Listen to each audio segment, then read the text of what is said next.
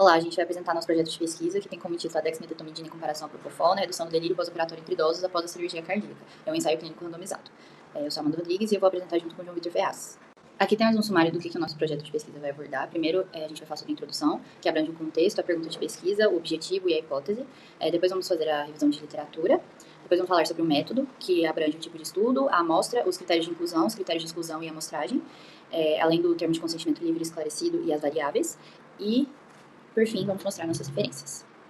Para introduzir o nosso projeto de pesquisa, a gente tem que contextualizar. De início, o delírio pós-operatório é uma condição multifatorial que vai afetar frequentemente idosos após a cirurgia, sendo atribuída em parte ao uso de anestésicos. Nesse caso, a gente vai abordar especificamente a cirurgia cardíaca. Nesse cenário, vai surgir a necessidade de investigar e comparar diferentes abordagens anestésicas para que a gente tenha a redução do delírio pós-operatório. Os estudos recentes eles vão destacar a dexmedetomidina como uma opção mais segura em comparação ao propofol. Porém, a literatura vai apontar a necessidade de ensaios clínicos que abordem especificamente a população idosa, já que ela é a mais suscetível ao delírio pós-operatório. Continuando a contextualização, no âmbito da disciplina de Saúde e Sociedade 4, a condução de um ensaio clínico randomizado duplo cego desse tipo vai permitir a obtenção de dados robustos e a aplicação rigorosa de métodos estatísticos, o que vai promover uma sólida base para que sejam realizadas inferências epidemiológicas. Além disso, o projeto ele vai apresentar originalidade ao abordar a temática especificamente em idosos, que é uma população frequentemente negligenciada em ensaios clínicos, e o foco da comparação entre os dois anestésicos, especificamente em pacientes submetidos à cirurgia cardíaca, é inovador e corresponde a uma lacuna significativa na pesquisa local, já que dados demonstram que até o momento não foram conduzidos nenhum ensaio clínico similar na região de Maceió.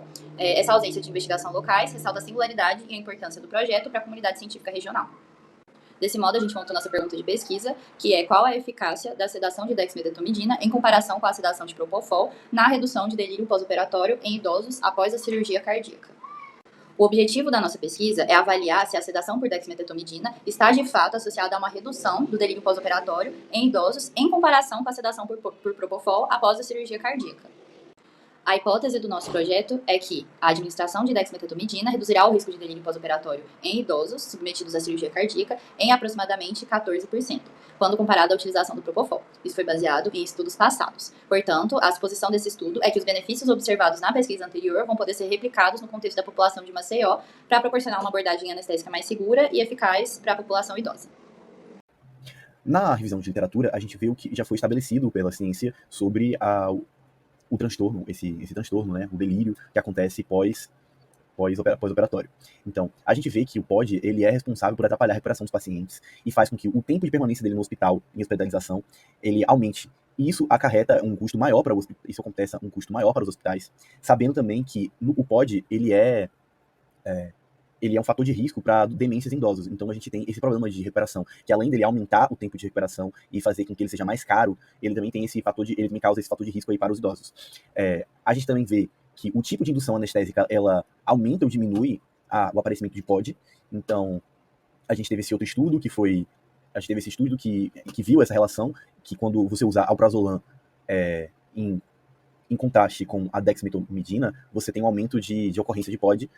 E a dexmedetomidina, como é que ela funciona, botada na literatura, a gente tem que ela é uma agonista de um receptor adrenal, ou seja, ele é seletivo para alfa-2, e aí ele tem essa função, que ela é sedativa e analgésica. Então a gente vê que ele tem a função, ele pode ser usado na função sedativa realmente, e nesse caso aqui a gente já vê que ele funciona melhor que o alprazolam, pensando no processo de evitar a POD. Existe também um achado em outros tipos de cirurgia, não cirurgia cardíaca, que é a do estudo de Rio, que vê a ocorrência de delírios pós-operatórios, só que em cirurgias ortopédicas, e você vê a inferioridade do propofol em comparação ao outro fármaco. Contudo, a gente tem que fazer uma análise que, dependendo da cirurgia, como a gente olhou no já passado, dependendo da cirurgia, dependendo do tipo, dependendo da idade do paciente, isso pode mudar. Então, um tipo de cirurgia diferente, não uma cirurgia ortopédica, no caso, a cirurgia ortopédica seria nos membros inferiores em maneira mais distal, poderia alterar. E a gente já tem, para cirurgias cardíacas, o estudo de 2016, que revela uma redução de 14% de desfecho de POD para os pacientes que não utilizaram o propofol, que usaram a dexmedetomidina. Ou seja, a gente pode orientar por aí. A literatura ela já traz isso.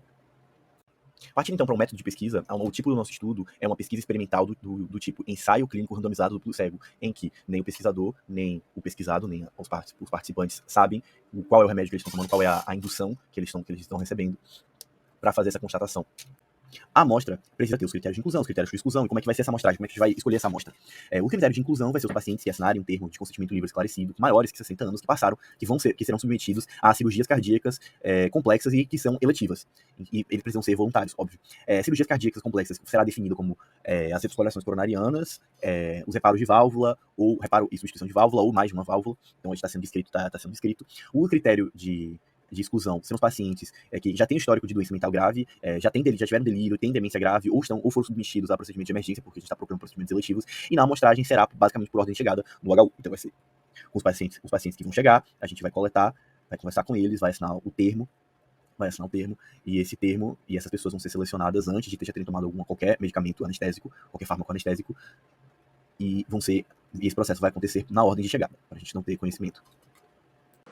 Os indivíduos selecionados, eles vão ser convidados a participar da pesquisa pelo pesquisador, que vai informar sobre a pesquisa, falando da importância e que as identidades do participante não serão reveladas. Também serão esclarecidos todos os riscos e benefícios possíveis com o tratamento. Caso exista alguma complicação, o paciente será tratado sem custos pelo médico e pesquisador principal.